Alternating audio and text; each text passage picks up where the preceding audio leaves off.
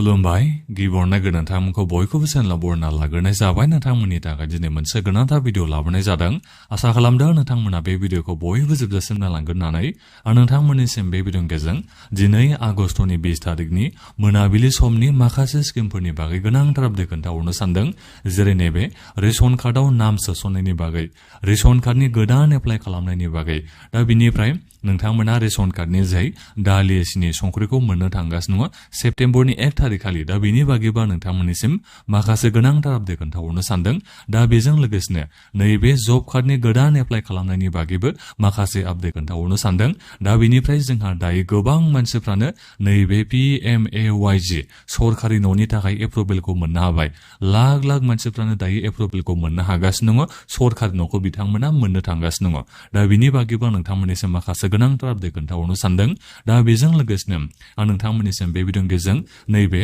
CM triple स्किमनि बागैबो माखासे आपडेट खोन्थाहरनो सानदों। जायफोर नोंथांमोना सिगाङाव 75,000 फैसा मोननो हानाय, दा नोंथांमोना 25,000 फैसा मोनबावनांगौ नालाय, दा बेखौ नोंथांमोना माब्ला मोननो हागोन गोबाङानो सोंहरगासिनो दङ आरो माखासे सोंहरगासिनो दङ गोदान एप्लाइआ माब्ला जागोन होननानै। दा बिनि बागैबो माखासे आपडेट खोन्थाहरनो सानदों। दा बेजों लोगोसेनो जोंनि नैबे BTC सरकारनि 2 लाख फैसानि जोंहा एप्लाइ खालामनायालाय माब्ला जानो हागौ, दा बेफोरनि बागैबो आपडेट खोन्थाहरनो सानदों। दा बेजों लोगोसेनो आं नोंथांमोननिसिम बे भिडिअनि गेजेरजों अरुणोदय स्किमनि बागैबो माखासे आपडेट खोन्थाहरनो सानदों। मानो होनोबा गोबाङानो नोंथांमोना आंनिसिम बेखौ सोंहरदों आरो नैबे अरुणोदयनि सारथि एपइन्टमेन्ट खालामनायनि सायाव आं नोंथांमोननिसिम अबयसे मोजाङै बिजिरना खोन्थाहरबायमोन। दा अब्लाबो नोंथांमोना माखासे खोथाखौ मोजाङै बुजिना मोननो हानाय जायाखै। दा बिनि बागैबो आं माखासे बाथ्राखौ बुंहरनो सानदों। दा बेजों लोगोसेनो आं नोंथांमोननिसिम बे भिडिअनि गेजेरजों माखासे स्किमफोरनि बागैबो आपडेटखौ खोन्थाहरगोन। दा बेनिखायनो गासिबो नोंथांमोना बे भिडिअखौल' जोबजासिम नायलांबानो जाबाय, जाहाथे नोंथांमोना दिनैनि माखासे स्किमफोरनि आपडेटखौ बे भिडिअनि गेजेरजों मिथिना मोननो हायो। दा बेनिफ्राय आंनि नोंथांमोननिसिम मोनसे खावलायनायबो थाग्रोबाय, गासिबो नोंथांमोना अननानै चेनेलखौ साबस्क्राइब खालामनानै लाग्रोलायनानै जाहाथे नोंथांमोना बेबादिनो स्किमफोरनि आपडेटखौ बे भिडिअनि गेजेरजों मोनबाय थानो हायो। दा आं नोंथांमोननिसिम गिबियावनो नैबे रेशन कार्डआव नाम सोसननाय, जेनेबा नोंथांमोननि बे रेशन कार्डआव दायो जेनेबा न'खराव हमनानै लाबाय साबा सोद्रोमाफोर दङ, नाथायबा साबा सोद्रोमाफोरनि बिथोराव मात्र 4ल' मानसिफ्रा मोननो हायोबा, जेनेबा जाय बिथांमोननि नामा रेशन कार्डआव गैया, दा बेखौ नोंथांमोना एडिसन खालामनो हायो, नोंथांमोना बेखौ सोसननो हायो। दा बेखौ नोंथांमोना अनलाइननो खालामनो हायो दे। नोंथांमोना मोनसे एप मोननो हागोन गुगल प्ले स्ट'राव एबा एप स्ट'राव नोंथांमोना बेखौ डाउनलड खालामबानो जाबाय। प्रधान मन्त्रि गरिब कल्याण अन्न यजना होननानै नोंथांमोना सार्च खालामबानो जाबाय आरो प्ले स्ट'राव एबा एप स्ट'राव नोंथांमोना बेखौ डाउनलड खालामनानै आधारजों नोंथांमोना बेखौ लगइन खालामबानो जाबाय। अब्लानो नोंनि बे रेशन कार्डनि माबाया फैखागोन डिटेल्सआ। दा बेवहाय नोंथांमोना अपसन मोननो हायो जे नोङो सोरखौबा एड खालामनो थाखाय। दा बेनिखायनो नोंथांमोननि न'खराव जुदि सोरनिबा मुङाव एबा सोरबा सासेया जुदि माइरंफोर मोनाबा, नोंथांमोना बे मानसिनि नामखौ एड खालामनो हायो। नोंथांमोना एपनि जोहै बेखौ एड खालामनो हायो। दा बेनिखायनो जायफोर नोंथांमोना एड खालामनांगौ दङ, गोख्रैनो प्ले स्ट'राव एबा गुगल प्ले स्ट'राव एबा एप स्ट'राव नोंथांमोना थांनानै प्रधान मन्त्रि गरिब कल्याण अन्न यजना होननानै सार्च खालामबानो जाबाय। बे एपखौ नोंथांमोना डाउनलड खालामनानै लगइन खालामनानै नोंथांमोना एडिसन खालामना होबानो जाबाय। दा बेनिफ्राय जायफोर नोंथांमोना रेशन कार्डनि थाखाय गोदान एप्लाइ खालामनो सानदों, दा नोंथांमोना गिबियावनो खबर लाग्रोनो थाखायथ' आं नोंथांमोननिसिम बुंहरदोंमोन। दा बिनिफ्राय एप्लाइखौ नोंथांमोना बहा थांनानै खालामहैनो नांगोन, आं बिनि बागै नोंथांमोननिसिम खोन्थाहरनो सानदों। गोबाङानो नोंथांमोना बुजिना मोननो हायाखै। नोंथांमोना ओरैनोथ' बुंनो थाङोबा नैबे BCDC थ्रुयै नोंथांमोना एप्लाइखौ खालामनो हायो, नाथायबा नोंथांमोननिसिम आं बेखौ बुंहरनाय जादों खबरखौ नोंथांमोना ला होनानै। नोंथांमोना एप्लाइखौ खालामनो हागोन डिस्ट्रिक्ट नङाबा साब डिस्ट्रिक्टनि नैबे फुड सिभिल साप्लाइज एन्ड कन्जुमार एफेयार्सनि अफिसाव नोंथांमोना थांनानै एप्लाइखौ खालामहैनो हायो। फर्मखौ नोंथांमोना गिबियावनो मोजाङै फिलआप खालामनानै लाग्रोबानो जाबाय। आं फर्मनि लिंकखौ नोंथांमोननिसिम भिडिअनि डिसक्रिपसनाव होनानै दोनदों, नोंथांमोना बेखौ डाउनलड खालामबानो जाबाय। जायफोर नोंथांमोनाव रेशन कार्डआ गैया, दा नोंथांमोना गिबियाव मा खालामनांगोन, BCDC अफिसाव थांनानै नोंथांमोना खबरखौ लाहैग्रोबानो जाबाय। दायो नैबे रेशन कार्डनि थाखाय आङो एप्लाइखौ खालामनो हागोन होननानै। दा बेनिफ्राय हागोन होननानै बुङोबा फर्मथ' नोंथांमोना बेखौ अनलाइन मोननो हायो, बेखौ डाउनलड खालामदो। बिनिफ्राय फुड सिभिल साप्लाइज एन्ड कन्जुमार एफेयार्सनि अफिसाव नोंथांमोना थांनानै बेखौ एप्लाइ खालामना लाहैबानो जाबाय। डिस्ट्रिक्ट साब डिस्ट्रिक्टआव नोंथांमोना बे माबाखौ मोननो हागोन, अफिसखौ नोंथांमोना मोननो हागोन। दा बिनि बागैबा नोंथांमोननिसिम बेखौ खोन्थाहरनाय जाबाय। दा बेजों लोगोसेनो नैबे जब कार्डनि जायफोर नोंथांमोना एप्लाइ खालामनो सानदों दा बेखौबो नोंथांमोननिसिम बुंहरबाय थानाय जादों जे नोंथांमोना बिसिडिसि अफिसाव थांनानै खबर लाहैनानै एप्लाइखौ खालामनानै नोंथांमोननिसिम बुंहरनाय जादों दा बेनिखायनो जायफोर नोंथांमोना जब कार्ड गैया नोंथांमोना गोख्रैनो बेखौ खबर लानानै एप्लाइखौ नोंथांमोना खालामबानो जाबाय बिसिडिसि अफिसाव नोंथांमोना खबरखौ लाहैग्रोबानो जाबाय बिनि उनावसो नोंथांमोना एप्लाइखौ खालामबानो जाबाय दा बेखौबो नोंथांमोननिसिम बे बिदिन्थिजों खोन्थाहरनाय जाबाय दा बेनिफ्राय रेशन कार्डनि जै नोंथांमोना सेप्तेम्बरनि 1 थारिखआव माइरंजों लोगोसे दालिसिनि संख्रिखौ नोंथांमोना मोननो थांगासिनो दङ दा बिनिफ्राय 100 थाखायनो मोनगोन ना बिनि बारा नोंथांमोना होनानै मोननो हागोन दा जोंहा बियो दिनैसिम माने खौरां ओंखारना फैनाय जायाखै दा जिखियानो जाया मानो आं सिगांनि बायदिनो नोंथांमोना जेरैबायदि माने दालिसिनि संख्रिखौबो 1 केजि खरै दालाय 100आवनो मोनाखै होनबा इलेक्सननि सिगां दा थिग बेबादिनो नोंथांमोना 100आवनो मोननो हागोनखौ आं आसाखौ खालामदों दा अब्लाबो एसे नेदो आरो बेथ' जोंहा कनफार्मानो जाबाय होननानै बेखौ बुंबाबो गोरोन्थि जानाय नङा अब्लाबो नोंथांमोना एसे बेखौ नेनानै थाबानो जाबाय दा बेथ' जाहैबाय दालिसिनिनि आपडेटआ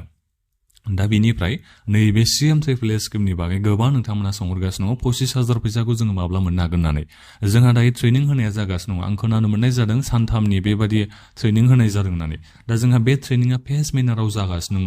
गोबाङानो माने दायो ट्रेनिंआव थांगासिनो दङ सोरनाबा ट्रेनिंआ जोब्बाय सोरनाबा दाबो गोबांनियानो दंबावो दा बेनिखायनो बे ट्रेनिंआ जोंहा जोबागौमानि ना नोंथांमोननिसिम बे फैसाखौ सोना हरनाय नङा दा बेनिखायनो बे ट्रेनिंखौ गिबियावनो नोंथांमोना फोजोबग्रोदो जेनेबा जायफोर बिथांमोना ट्रेनिंआ जोबखांबाय दा नोंथांमोनाबो माने नेनांगोन आरो बिनिफ्राय जायफोर नोंथांमोना 25,000 फैसा मोननांगौ दा नोंथांमोनाबो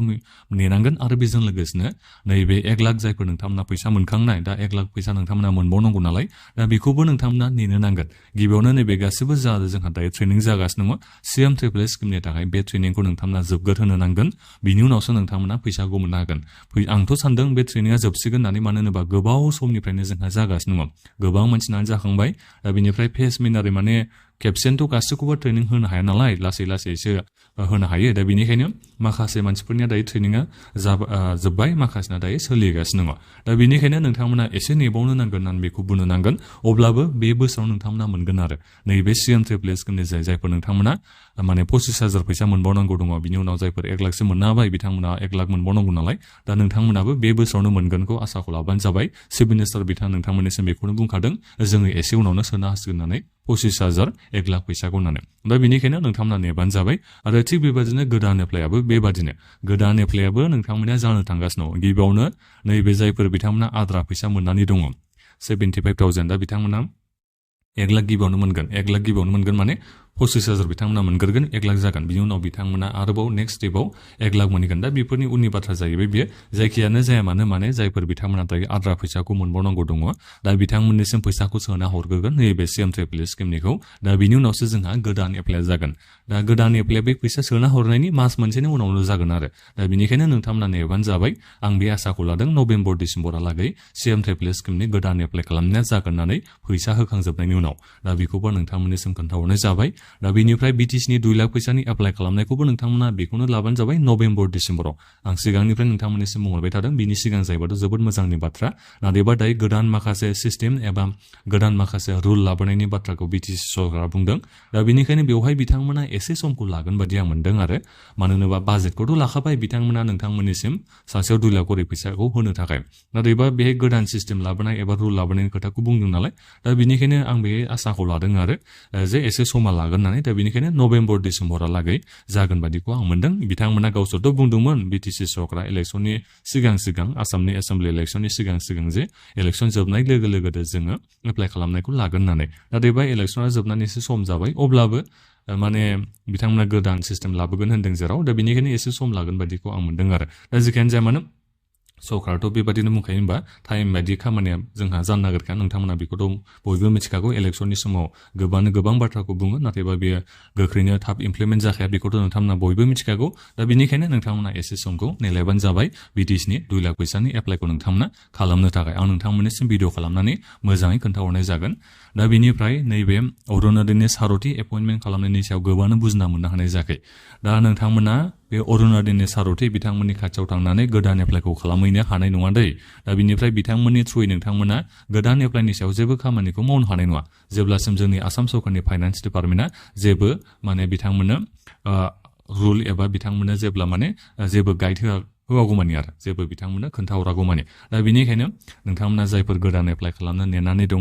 जायफोर नोंथांमोना सानदों गोदान एप्लाइ खालामगोन होननानै दा नोंथांमोना एप्लाइखौ खालामनो हाथ'वा नोंथांमोना एसे नेबानो जाबाय जायफोर नोंथांमोननियाव अरुणोदय स्किमनि फैसा हाबा KYC नि प्रब्लेम आधार बेंक एकाउन्टजों लिंक जायो बायदि रोखोमनि प्रब्लेमखौसो नोंथांमोना बे अरुणोदयनि सारथि बिथांनिसिम नोंथांमोना थांनानै मदद लाहैनो हागोन एबा बिथांनाव थांनानै नोंथांमोना मावनानै लाहैनो हागोन दा बेखौल' नोंथांमोना मिथिना मोनबानो जाबाय माने मुल बाथ्राया बे आरो जुदि नोंनियाव बबेबा मासाव अरुणोदय स्किमनि फैसा हाबाबा बे अरुणोदयनि सारथि बिथांनिसिम नोंथांमोना थांनानै खामानिखौ मावनानै लाहैनो हागोन आरो नोंथांमोना फैसाखौ मोननो हागोन नैबे गोदान एप्लाइनि अनगायै गासिबो खामानिखौ नोंथांमोना अरुणोदयनि सारथि बिथांनिसिम थांनानै नोंथांमोना खामानिखौ मावनानै लाहैनो हागोन दा बेखौ नोंथांमोना थिग दायो मिथिना मोनजोब्बाय होननानै आं आसा खालामनाय थाबाय दा बेनिफ्राय अरुणोदय स्किमनि फैसाखौथ' नोंथांमोना मोनखासिगोन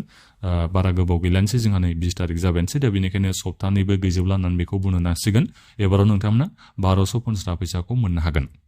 दा बिनिफ्राय PMAYG सरकारि न'नि जोंहा एप्रुभेला गोबां स्टेटनिया मोननो हागासिनो दङ जेरै जोंहा दिनै बिहार रायजोनिया मोननो हाबाय गासै 11,84,000 बेसेबांबा मानसिफ्रा दिनै सानसेयावनो माने सरकारि न'नि थाखाय एप्रुभेलखौ मोननो हादों शिवराज सिंह चौहान जोंनि नैबे एग्रिकालचारनि मिनिस्टार दा बिथाङानो माने बेखौ एप्रुभेल खालामदों पान्चायत एन्ड रुरेल डेभेलपमेन्ट डिपार्टमेन्टनिबो बिथाङा रुरेल डेभेलपमेन्ट डिपार्टमेन्टनिबो बिथाङा मिनिस्टार दा बिथाङा माने दिनै एप्रुभेलखौ होबाय बिहाराव फैनानै गासै माने दायो सेंसन जाखाजोब्बाय आरो बिथांमोना एप्रुभेलखौ मोननो हाबाय माने गोबांनो दायो सरकार न'नि फैसाखौ मोनलांनो हासिगोन गोदान एप्लाइयानो दै गोदान एप्लाइनि बाथ्राखौनो आं बुंदों जायफोर बिथांमोना थांनाय बोसोराव एप्लाइ खालामदोंमोन बिहारावबो जादोंमोन नालाय जोंनि आसामावबो जादोंमोन दा बिहारनानै एप्रुभेलखौ मोननो हाबाय गासै 11,84,000निबो बांसिन मानसिफ्रा दिनै एप्रुभेलखौ मोननो हाबाय दा बेनिखायनो बिथांमोना सरकार न'खौ मोननो हासिगोन एसे उनावनो एप्रुभेल मोनबाय माने बिथांमोना लासै लासैनो मोनलांनो हासिगोन आरो दा बेनिखायनो बेफोरखौ नायोबा जोंबो बेखौ बुंनो हायो जोंनि नैबे आसामावबो एसे उनावनो गोबाङानो एप्रुभेलखौ मोननो हागोन आं बेखौ आसाखौ खालामदों जोंनि नैबे आसामाव जोंहा इलेक्सनाबो बारा गोबाव जायाखै जोबनाया दा बेनिखायनो खामानिफ्रा एसे जोंहा थाबथाना दङमोन नङा होमबा भेरिफिकेसन खालामनाय फिजिकेल भेरिफिकेसन जानाय बायदि जोंहा खामानिया एसे थाबथाना दङमोन दा बेनिखायनो अब्लाबो आं सानदों आरो दायो अफिसियेलि खामानिफ्रा जाबायनानै दा बेनिखायनो जों बेखौ सानना लानो हागोन देग्लाय बोसोरफ्राव नोंथांमोना एप्रुभेलखौ मोननो हागौ होननानै जुदि देग्लाय बोसोरावनो एप्रुभेलखौ मोननो हायोबाथ' फैगोन बोसोरावनो लाख लाख नोंथांमोना मानसिफोरा माने सरकार न'नि फैसाखौ मोननो हागोन एबा सरकार न'खौ नोंथांमोना लुनो हागोन दा बेनिखायनो नोंथांमोना बेखौ होप खालामबानो जाबाय एबा नोंथांमोना बेखौ नेनानै थाबानो जाबाय जे देग्लाय बोसोरावनो एप्रुभेलखौ मोननो हागोन होननानै बिहार बायदि रायजोआनो जेनेबा देग्लाय बोसोरावनो दायो एप्रुभेलखौ मोननो हाबायबा आं बेखौ सानदों आरो जोंनि नैबे आसामनियाबो देग्लाय बोसोरावनो एप्रुभेलखौ मोनजोबनो हागोन होननानै जोंनियाबो 15 लाखसो मानसिफ्रा मोननो हागोन खेबसेनो 15 लाखसो बेबायदि एप्रुभेल खालामाबो आं सानदों आरो बेखौ 5 लाखनिफ्राय लानानै 10 लाखनि बिथोराव बेबायदि एप्रुभेलखौ होनो हागौ होननानै जोंनि नैबे रुरेल डेभेलपमेन्ट डिपार्टमेन्टनि मिनिस्टार शिवराज सिंह चौहान बिथाङानो माने फैनानै नोंथांमोननिसिम बे एप्रुभेलखौ होगोन बायदिखौ आं मोनदों दा बेनिखायनो बयबो बेखौ नेनानै थाबानो जाबाय दा बेनिफ्राय आं नोंथांमोननिसिम बे भिडिअनि गेजेरजों नैबे जिबन प्रेरणा स्किमनि बागै खोन्थाहरनो सानदों गोबाङानो बेखौ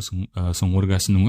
जिबन प्रेरणा स्किमनि फैसाखौ माब्ला सोगोन होननानै दा बिनिफ्राय गोबाङानो आधारजों बेंक एकाउन्टखौबो नोंथांमोना लिंक खालामना लाबाय जानो हागौ निस्सय नाथायबा बेखौ चेक खालामनो आं नोंथांमोननिसिम खावलायहरनाय जाबाय थादोंमोन नोंथांमोननि बे आधार कार्डआ गमामैनो लिंक जामारगोन ना जामाराखै बेखौ नोंथांमोना चेक खालामनानै गावबागावनो नाय होननानै आं नोंथांमोननिसिम बुंहरनाय जादोंमोन दा जुदि गमामैनो नोंनि बे आधार बेंक एकाउन्टजों लिंक जाबायबा नोंथांमोना सेप्तेम्बरनि गिबि सप्तानिफ्राय नैबे जिबन प्रेरणा स्किमनि फैसाखौ मोननो हासिगोन एडभान्सआव नोंथांमोना मोननोबो हागौ दै नैबे आगस्ट मासनिखौ नोंथांमोना मोननोबो हागौ दा जोंहा कनफार्मथ' जाथ'वाखै एसे नोंथांमोना सम नेनो नांगोन आरो नोंथांमोना साननैसो नेबावबानो जाबाय ओरैनो नोंथांमोना एडभान्सआव नैबे माबानिखौबो मोननांगौ आगस्ट मासनिखौबो मोननांगौ निजुत बाबु आसनि निजु मयना स्किमनिखौबो चिफ मिनिस्टार बिथाङा बेखौनो बुंदों नालाय आगस्ट मासनिखौबो जोङो सोना होफासिगोन होनना बुंदों नालाय आगस्ट सेप्तेम्बरनिखौबो दा बेनिखायनो नोंथांमोनाबो जिबन प्रेरणा स्किमनि जायफोर फैसा मोननांगौ नोंथांमोननिसिमबो मास मोनसे नङाबा मास मोननैनि एडभान्सआव सोना होनोबो हागौ आरो एडभान्सआव माने मोननैखौ नैबे जा आगस्ट मासनिखौ नोंथांमोना मोनाखै नालाय दा बे मासनिखौ सोना होनो हागौ आरो सेप्तेम्बरनिखौ सोयोबा मास मोननैनि जयै नोंथांमोना मोननो हानाय जागोन नाथायबा बियो जोंहा दिनैसिमबो कनफार्म जाथ'वाखै नाथायबा फैसाखौथ' मोनखागोन आरो नोङो मास मोनसेयानो जा मास मोननैयानो जा नोंथांमोना बेखौ नैबे सेप्तेम्बरनि गिबि सप्तायावनो मोननो हाखासिगोन चिफ मिनिस्टार बिथाङा बेखौ जोंहा एनाउन्समेन्ट खालामना होनाय जाखाबाय दा बिनिफ्राय नैबे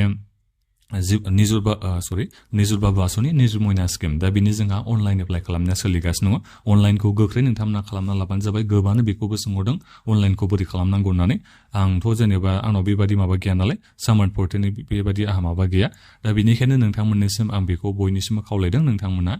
जायफोर सामार पर्टेलनि जोहैसो नोंथांमोना एडमिसनखौ लाखादोंमोन नङा होमबा दा बेवहाय नोंथांमोना लग इन खालामनानै एप्लाइखौ खालामबानो जाबाय सामार पर्टेलाव थांनानै नोंथांमोना बेखौ गासिबो अनलाइन एप्लाइखौ खालामनो हागोनखौ आं आसा खालामदों बेबायदि एसेबां गोराथ' नङा माथ्र माखासे बेसिक डिटेल्सखौ नोंथांमोना होनांगौ दा बेखौ नोंथांमोना इउटुबावबो भिडिअ नायनानै बेखौ बानायनो हागोन जोबोद गोरलैयावनो नोंथांमोना बेखौ हायो निजुर बाबुआबो निजुर मयनाबो एखेयानो नोंथांमोना बेखौ अनलाइन एप्लाइ खालामखाथारनांगोन अब्लासो नोंथांमोना मोननो हागोन नङाबा नोंथांमोना मोननो हानाय नङा दा बेखौ नोंथांमोना मिथिना लाबानो जाबाय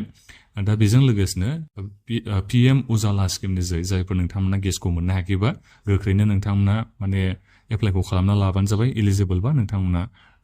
मोननो हागोन एप्लाइ खालामनो जोंहा बेबादि नङा बन्द जानानै दं बेबादि जोंहा जायाखै जोंहा सोलिगासिनो दं दा बेनिखायनो नोंथांमोना गोख्रैनो PM उजाला स्किमनि जायफोर संग्रा गेस LPG गेसखौ मोनाखै एप्लाइखौ नोंथांमोना खालामना लाबानो जाबाय नोंथांमोना गेसनि साबसिडि मोननो हागोन खम दामावनो नोंथांमोना गेसखौ मोननो हागोन दा बेखौ नोंथांमोना नोजोर बोनानै एप्लाइखौ गोख्रैनो खालामना लाबानो जाबाय जाहाथे 370 थाखा बेबादि नोंथांमोना गेस जोगासेयाव साबसिडिनि फैसाखौ नोंथांमोना बेंक एकाउन्टाव मोनफिननो हायो दा बेखिनियानोमोन